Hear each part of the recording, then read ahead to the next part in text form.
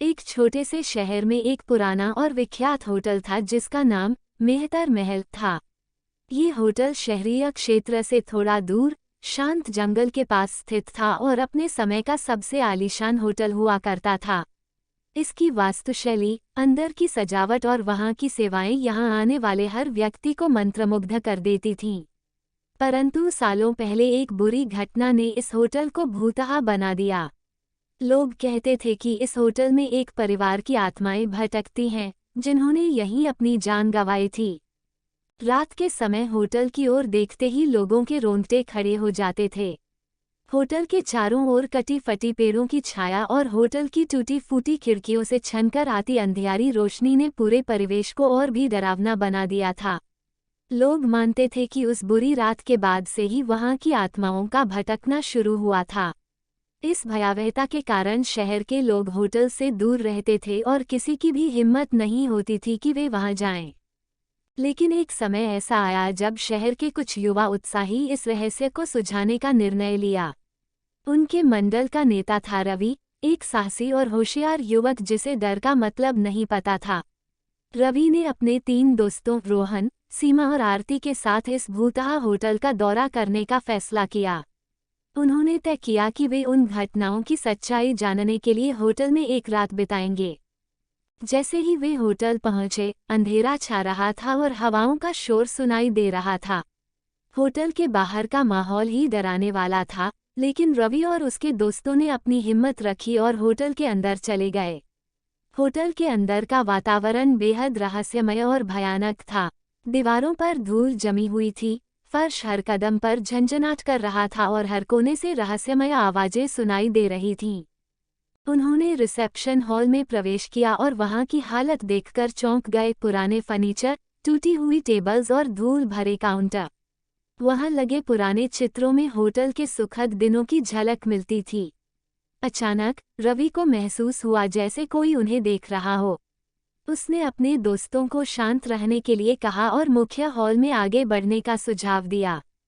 मुख्य हॉल में चलते समय उन्होंने देखा कि एक पुरानी लिफ्ट थी जो बंद हो चुकी थी और लिफ्ट के दरवाजे पर खून के धब्बे थे। दीवारों पर लगे चित्रों में होटल के स्वर्णिम दिनों की यादें ताज़ा हो रही थीं, जब ये जगह जीवन और हंसी खुशी से भरपूर थी। लेकिन अब ये केवल भूतों की कहानियों और डरावनी घटनाओं का केंद्र बन चुका था। अचानक से किसी ने एक ठंडी हवा का झटका महसूस किया और उन्हें एक परछाई दिखी। ये भूत की परछाई थी।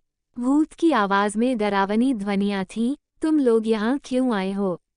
ये स्थान शापित है। रवि ने हिम्मत से कहा, हम यहाँ सच्चाई जानने और तुम्हारी आत्माओं को शांति दिलाने आए हैं। तुम कौन हो और तुम्हारी आत्माओं को शांति क्यों नहीं मिल रही? भूत ने भारी आवाज में कहा, मैं इस होटल का मालिक था। मैंने और मेरे परिवार ने यकीन किया कि हम यहाँ हमेशा सुरक्षित रहेंगे, लेकिन एक रात कुछ डाकू आए और हम सबको मार डाला। हमारी आत्माएं तब से लेकर अब तक यहीं भटक रही हैं। हमें न्याय चाहिए। रवि ने वादा किया कि वह इस घटना का पर्दाफाश करेगा और उनको न्याय दिलाएगा। अगले दिन उन चारों दोस्तों ने शहर के लोगों को पूरी सच्चाई बताई और पुलिस को सबूत दिए। पुलिस ने जांच की और डाकुओं को गिरफ्तार कर लिया। जांच के दौरान उन्हें कई रहस्यमय तथ्य और सबूत मिले जिससे डाकुओं को सजा दिलाने में मदद मिली। पुलिस ने पुराने कागजात, खून के धब्बों और छुपे हुए गवाहों की तलाश की। पुलिस की जांच के बाद डाकुओं को पैसों के लालच में इन मासूम लोगों की हत्या करने का दोषी पाया गया। तब जाकर उन आत्माओं को शांति मिली और वे हमेशा के लिए मुक्त हो गईं। अब मेहतर महल होटल फिर से खोल दिया गया और वहां कोई भी भूतिया घटना नहीं होती। होटल की पुरानी शान धीरे धीरे लौट आई और लोग फिर से वहां आने लगे। रवि और उसके दोस्तों की बहादुरी की हर जगह सराहना हुई और शहर के लोग अब इस होटल को देखकर डरते नहीं थे। रवि, रोहन, सीमा और आरती की यह कहानी साहस और सच्चाई के प्रति उनकी दृढ़ता के रूप में शहर में प्रसिद्ध हो गई।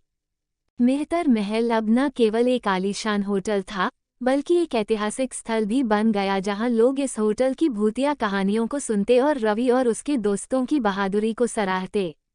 उन चारों दोस्तों का ऐसा मानना था कि उन्होंने न केवल एक रहस्य सुलझाया, बल्कि एक परिवार को न्याय दिलाकर उनके आत्माओं को हमेशा के लिए मुक्त कर दिया।